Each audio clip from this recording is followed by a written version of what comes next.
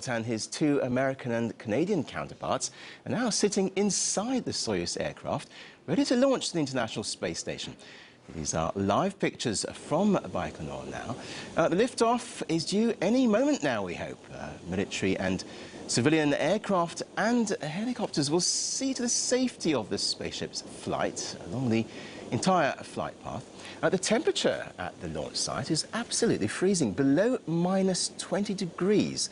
But officials say the conditions have no or little effect on the Sojuz.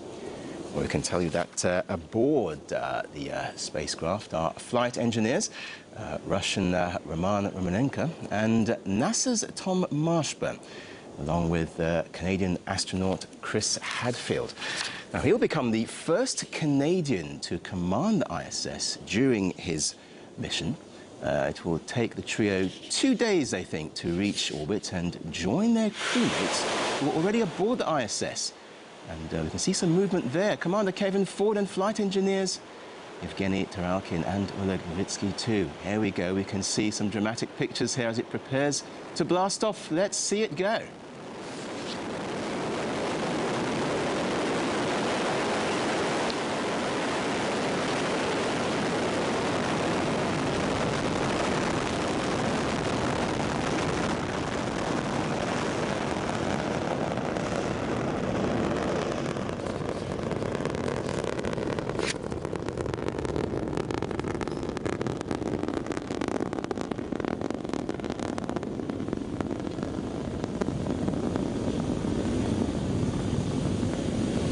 Fantastic stuff there. We can see the docking is scheduled for Friday, and the new ISS team will have a busy 5 months. They'll carry out more than 100 scientific experiments and welcome several cargo spaceships. 2 spacewalks are also planned.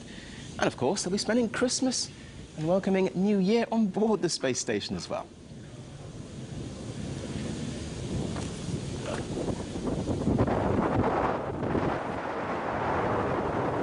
And we understand also crew members intend to devote their spare time in orbit to music. All 3 are fond of playing the guitar, apparently. Chris Hadfield is going to record several songs, no less, performed at the ISS itself. Great stuff. Well, RT's Tom Barton reports now on the preparations for this latest mission. A farewell on guitar.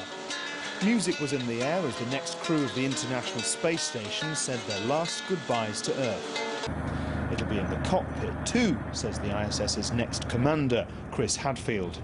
And actually, when we're sitting on the launch pad inside our Sojuz, there will be music playing both to warm up our bodies and to warm our hearts. While the music will be a comfort, there is months of work ahead on the station. Preparing a launch is like a technical and scientific symphony. Even now, rocket, crew and an orchestra of engineers around them are tuning up for the main overture. For the families, this time is as nerve-wracking as it is exciting. Chris Hadfield's wife says she'll still feel connected to him while he's up there, again through music. Well, I can't wait to hear he's going to be playing so much music, because music is such a good part of his life and an important part of his life. So I'm sure that he'll play lots of songs for me from space. Yes, there's a spare corner on the ISS for a trusty guitar.